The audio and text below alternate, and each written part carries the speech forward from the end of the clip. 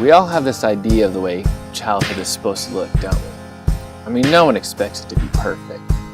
Kids are gonna fall, have scuffles, but we don't really think of kids having a bad experience. But what do you do if you have a negative experience? What do you do if something really bad happens in your life?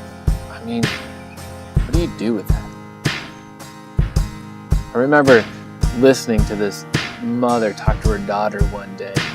The little girl had come home from school and tears were just streaming down her face. She had gotten into a fight at school or something. After the mother had listened to the little girl's story, she looked at her and gave her this little bit of advice. She said, we just have to forgive and forget. It's an interesting concept, I guess. I mean, who wouldn't want to let go of the past? We all have junk that we'd like to forget. But is it that simple? Just forget? I mean, what if you had a really negative experience? What if your dad abused you when you were a child? Or what if your mom left when you were 7 years old, walked out the door, and never returned and didn't say a word? What if every relationship you've ever had was abusive?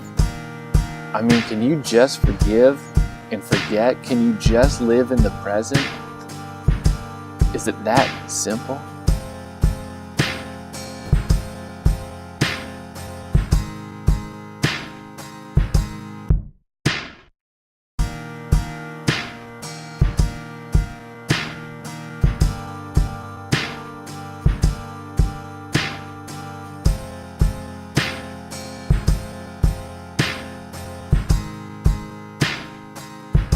Forgiveness is a funny thought, isn't it? I mean, every major religion endorses forgiveness in some way or some form.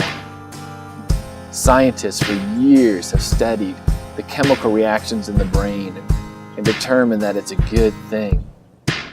Philosophers, they've discussed how it helps the psyche. If every major religion, scientists and philosophers all agree that forgiveness is beneficial, why is it so hard? Why does it seem to go against our very being to forgive? I mean, is it our sense of justice? The old eye for an eye mentality? You did something wrong to me, and now you must get punished? But if we're honest, that's really what we're doing, isn't it? That's really what we think. Somehow, some way, they've got to pay for what they did. And so we take it upon ourselves and we hold that person in prison. You know, in Greek mythology, there was this god named Poseidon. And now Poseidon was the god of the sea.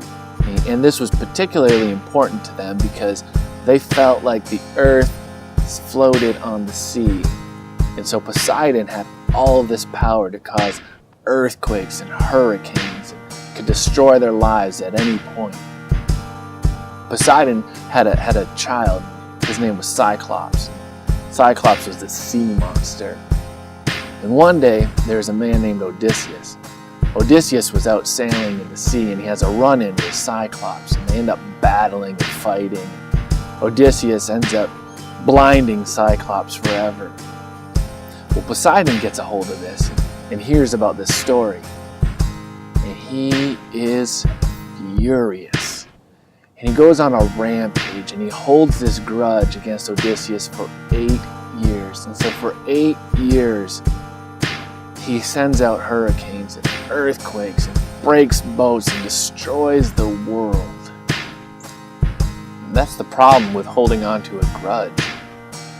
Really what you're holding on to is a bunch of anger and pain.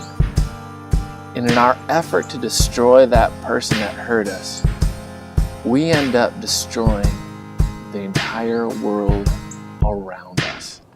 Because if you're full of anger and you're full of pain, that's all you have to offer anybody who comes near you. that's where the misunderstanding of forgiveness lies. We think that if we somehow forgive this person, we're letting them off the hook.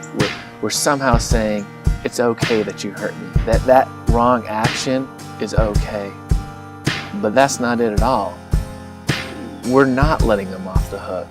They're not free from the wrong that they did to us. We're free from the wrong that they did to us. I guess if you think about it, forgiveness is the only way to let go of the past. It's the only way to lay down the things that hurt us and move forward. I mean, it's not like you can go back and change anything. All you can really do is let it go.